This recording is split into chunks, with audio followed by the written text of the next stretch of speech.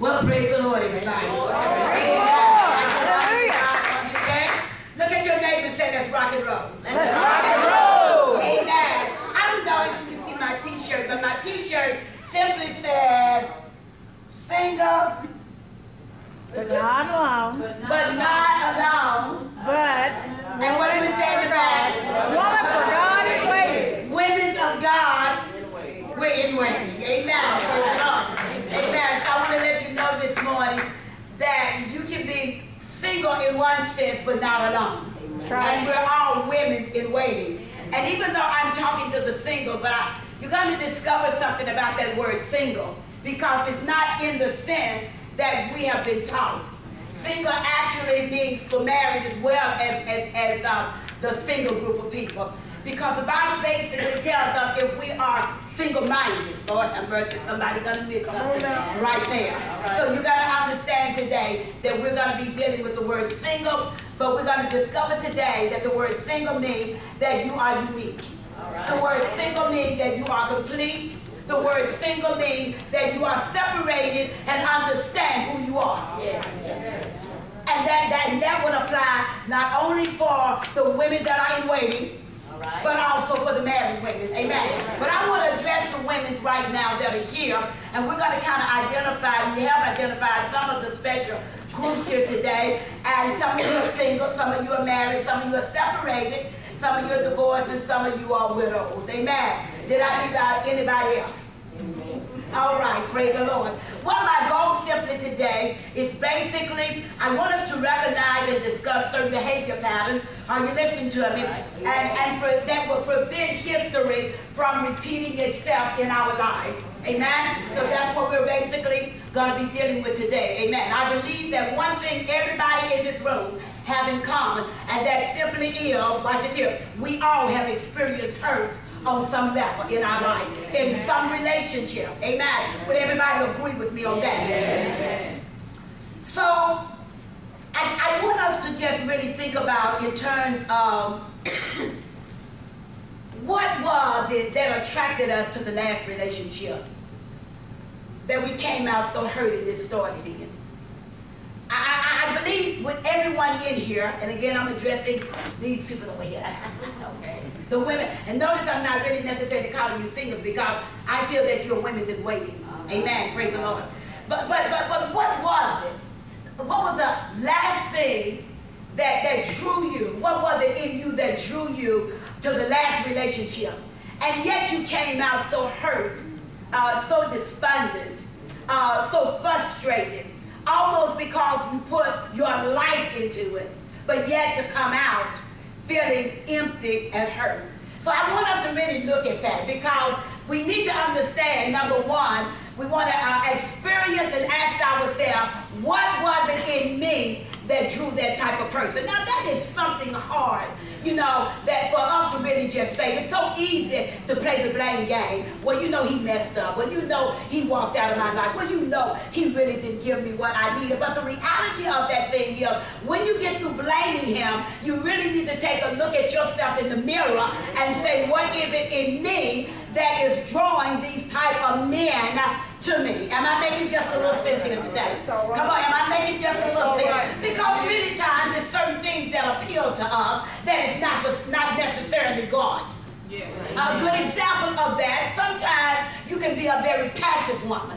And if you're a very passive woman, you can see a man that is very aggressive. You can see a man that is very outgoing in personality.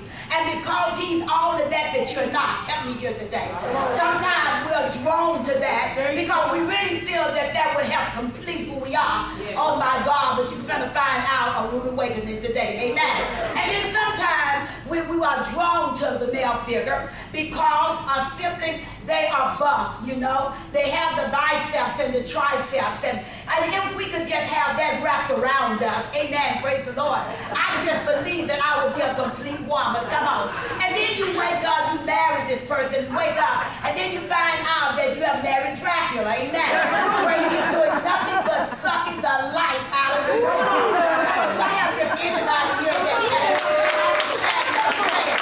Sometimes, these women that are in waiting, a lot of times we say, well, we just need a man that that's going to help us to validate who we are. Come on here. And then not only that, but they do work for the railroad. Come on. And because they work for the railroad, I see our big check. And so we begin to see dollar signs all in our eyes. The little S with the ones going down. And we just really, really think this is it and this is what we need. And so this is what we're going for. And so many of us, when we look back in our past relationships, if we would truthfully be honest, amen, with one another, come on, we was actually drawn many times, not by the Spirit of God, come on, because Proverbs tell us to acknowledge God in all of our ways, and He shall lead and direct our path. Am I making just a little sense? So the reality is, it was just something we wanted, amen. Our flesh wanted it, come on, let's just tell the truth about the situation, and we went after it, buddy, amen. Praise the Lord. So anyway, the point of the matter is,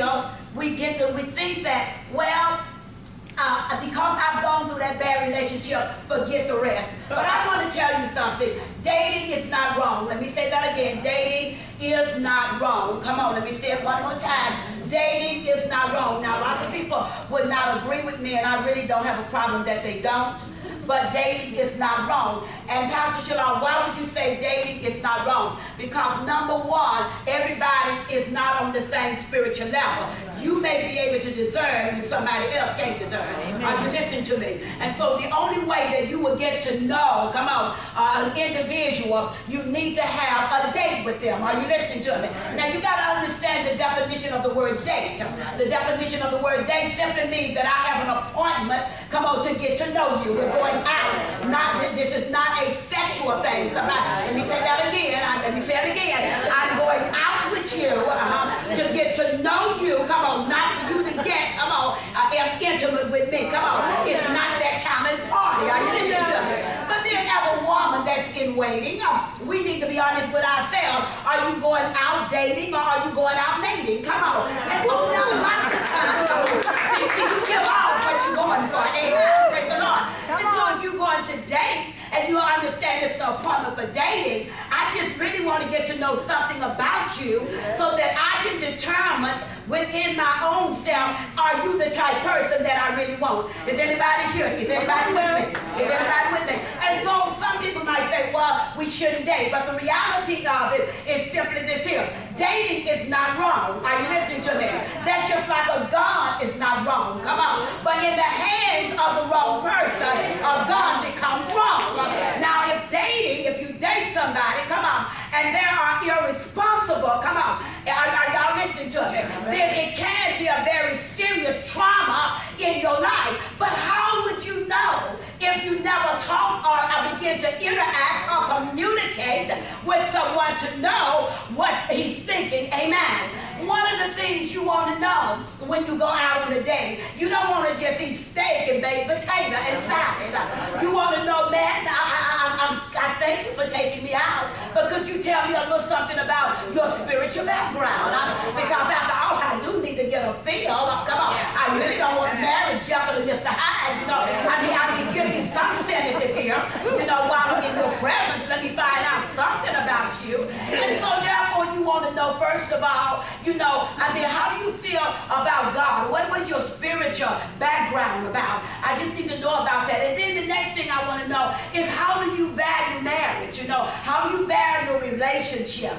Are you listening to me? That's all very important, come on, for you to be able to make a precise decision in terms of who you want and who you don't want. Are you listening to me? Don't ever be a desperate woman, because a desperate woman says, come on, that whatever you want when you first meet me, you can have me.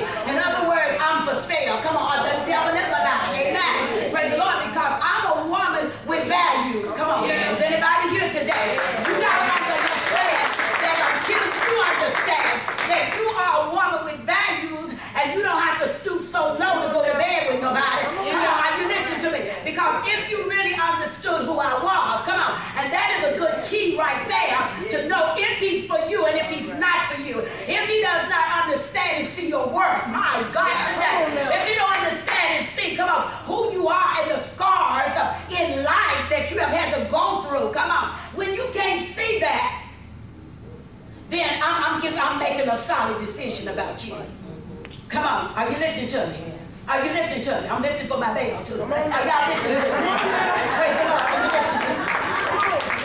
So the reality of this thing is you are a woman in waiting.